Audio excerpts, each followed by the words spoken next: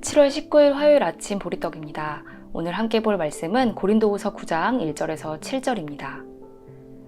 유대에 있는 성도들을 돕는 일을 두고 나는 더 이상 여러분에게 글을 써 보낼 필요가 없습니다. 여러분의 열성을 내가 알고 있기 때문입니다. 나는 마케도니아 사람들에게 아가야에서는 지난해부터 준비가 되어 있다 하고 자랑하고 있습니다. 여러분의 열성을 듣고서 많은 사람이 분발하였습니다. 내가 이 형제들을 보낸 것은 우리가 이 일로 여러분을 자랑한 것이 헛된 말이 되지 않게 하려는 것이고 내가 말한 대로 여러분이 준비하고 있게 하려는 것입니다. 혹시 마케도니아 사람들이 나와 함께 그리로 가서 여러분이 준비하고 있지 않은 것을 보게 되면 여러분은 말할 것도 없고 우리가 이런 확신을 가진 것 때문에 부끄러움을 당하지 않을까 하고 염려합니다. 그러므로 나는 그 형제들에게 청하여 나보다 먼저 여러분에게로 가서 여러분이 전에 약속한 선물을 준비해 놓게 하는 것이 필요하다고 생각하였습니다. 이렇게 해서 이 선물은 마지못해서 낸 것이 아니라 기쁜 마음으로 마련한 것이 됩니다. 요점은 이러합니다. 적게 심는 사람은 적게 거두고 많이 심는 사람은 많이 거둡니다. 각자 마음에 정한 대로 해야 하고 아까워하면서 내거나 마지못해서 하는 일은 없어야 합니다. 하나님께서는 기쁜 마음으로 내는 사람을 사랑하십니다. 아멘. 사도 바울이 고린도 후서를 쓰게 된 가장 중요한 이유는 연보이기도 했습니다. 연보는 가난한 성도나 가난한 공동체를 위해 모으는 헌금을 말합니다. 예루살렘에 기근이 들어 예루살렘 교회의 식구들이 어려워지자 바울은 자신이 개척한 교회들의 도움을 요청합니다. 오늘 본문의 앞장인 8장을 살펴보면 마케도니아 교회의 이야기가 먼저 나옵니다. 8장 2절의 말씀은 이 마케도니아 교인들이 큰 환난의 시련을 겪으면서도 기쁨이 넘치고 극심한 가난에 쪼들리면서도 넉넉한 마음으로 남에게 베풀었다고 전합니다. 마케도니아 교인들은 박해에 시달리고 있었지만 이 박해로 믿음이 흔들렸던 것이 아니라 오히려 단단하게 믿음을 쌓아가고 있었던 것이지요. 마케도니아 교인들은 적당한 정도가 아니라 힘이 닿는 대로 구제하였고 자기들의 힘을 넘어선 데까지도 자원해서 구제의 손길을 뻗쳤다고 바울은 전합니다. 놀라운 것은 이것이 바울의 권면 때문이 아니라 마케도니아 교인들 스스로 다른 교우들을 구제하는 특권에 동참하게 해달라고 간절히 청하였다는 것이었습니다. 이들은 연보에 적선하는 마음으로 동참했던 것이 아니라 연보에 참여하는 것이 곧 하나님의 은혜에 동참하는 특권이라고 생각했고 이런 생각이 바탕이 되었기 때문에 자신들의 형편이 어려웠음에도 불구하고 최선을 다해 기쁨으로 연보를 낼 수 있었던 것입니다. 바울은 이 마케도니아 교인들이 물질을 바친 데서 멈춘 것이 아니라 먼저 자기를 하나님께 바쳤다라고 증언합니다. 이들은 박해의 시련 속에서도 겁먹지 않고 이렇게 기쁨으로 자원하여 구제하는 일에 동참하였습니다. 그리고 이 일이 가능했던 것은 무엇보다 자기를 온전히 하나님께 내맡겼기 때문이었습니다. 자기를 하나님께 온전히 내맡긴 사람만이 이런 배짱을 보여줄 수 있습니다. 하나님을 온전히 신뢰하는 사람은 박해받고 가난에 시달리면서도 그 누구보다 평안함을 누리고 넉넉함을 누릴 수 있기 때문입니다. 그런데 지금까지 말한 마케도니아 교회와 지금 바울이 편지를 쓰고 있는 고린도 교회의 사정은 달랐습니다. 고린도라는 도시는 상업과 무역이 발달한 대도시로 물질적으로 훨씬 마케도니아 교회에 비해 풍족함을 누리고 있었습니다. 물론 고린도 교회 안에도 갈릴리 민중과 같은 그런 사람들이 있었겠지만 마케도니아의 사정에 비하면 훨씬 나은 상황으로 보입니다.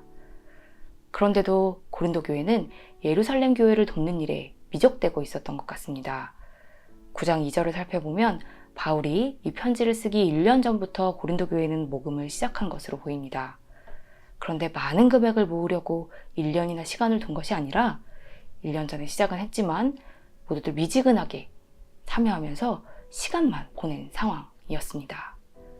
바울은 고린도 교인들이 아까워하면서 내거나 마지못해서 내지 말고 기쁜 마음으로 연보에 동참하라고 전합니다. 하나님이 넉넉하게 베풀어 주실 것이기 때문에 기쁜 마음으로 이 은혜의 일에 동참할 수 있을 거라고 고린도 교인들을 설득합니다. 오늘 말씀은 한국 교회에서 지나친 헌금을 강요하는 잘못된 해석을 바탕으로 주로 사용되었습니다. 뿌린 대로 거둔다거나 넉넉하게 베풀어 주신다라는 구절은 마치 하나님에게 투자한 대로 돌려받게 될 것이라는 공식처럼 되어서 물질의 축복을 많이 받으려면 헌금을 많이 하라는 식으로 이해되어 왔습니다. 그러나 오늘 바울의 이 말씀은 배당금을 많이 받으려면 하나님께 많이 투자하라는 그런 의미의 말씀이 아닙니다. 궁지로 내몰린 사람들을 살피고 보살피는 그 일에 참여하면서 하나님의 일에 동참하라는 그런 권면이지요. 어떻게 보면 우리는 그저 하나님이 주신 것을 이웃에게, 곧 하나님께 다시 드릴 뿐인데, 우리는 누군가를 살리고 하나님께 감사를 받게 하는 그런 은혜의 자리에 동참하는 축복을 입게 됩니다. 많아도 움켜쥐면서 불안에 시달리는 사람과 없어도 늘 넉넉하게 나누면서 평안을 누리는 사람의 차이는 바로 이 은혜의 자리를 아는 것과 모르는 것의 차이로 보입니다.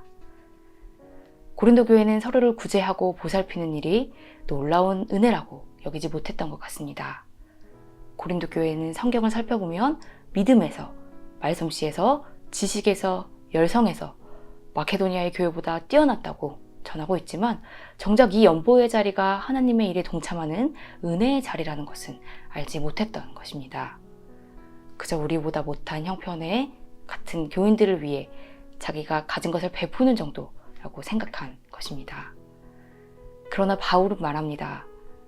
여러분은 우리 주 예수 그리스도의 은혜를 알고 있습니다. 그리스도께서는 부요하나 여러분을 위해서 가난하게 되셨습니다. 그것은 그의 가난으로 여러분을 부요하게 하시려는 것입니다. 바울의 말처럼 우리가 누리는 부요함은 스스로 가난해지신 그리스도에게 빚지고 있습니다. 이것을 아는 것이 참 지혜고 참 믿음 아닐까요? 우리가 어려운 이의 구제에 동참하는 것은 은혜의 자리에 동참하는 것이고 스스로 가난해지신 그리스도께 우리가 진 빚을 갚는 일입니다. 오늘 하루 우리가 하나님께 받은 것을 다시 하나님께 드리는 마음으로 어려운 이웃에게 손을 뻗을 수 있기를 바랍니다. 그저 받은 걸 돌려드리는 것만으로도 하나님의 구원 사역에 동참하는 은혜를 누릴 줄 아는 우리가 될 수 있기를 바랍니다. 함께 기도하겠습니다. 은혜의 하나님, 우리가 먹고 마시고 누리는 모든 것이 하나님께로부터 왔음을 기억합니다. 주님이 주신 것들로 살아가면서 이웃에게 인색하지 않았는지 우리 자신을 돌아봅니다. 우리가 고린도 교회처럼 믿음에서, 말솜씨에서, 지식에서, 열성에서 대단하다고 하면서 스스로 가난해지신 그리스도께 빚진 사실을 잊어버리는 부끄러운 믿음은 갖지 않게 하시고 주님께서 주신 것으로 이웃에게 손길을 내밀며 주님의 일에 동참하는 그 은혜를 누릴 줄 알게 하소서. 또한 온전히 자기를 주님께 내맡겼던 마케도니아 교인들의 믿음을 우리도 쌓아가게 하시고 그 믿음으로 언제나 가진 것이 많을 때나 적을 때나 넉넉함을 누리고 평안함을 누리는 배짱 있는 믿음의 자녀가 되게 하소서. 늘 부족함 없이 부어주시는 예수님의 이름으로 기도드립니다. 아멘.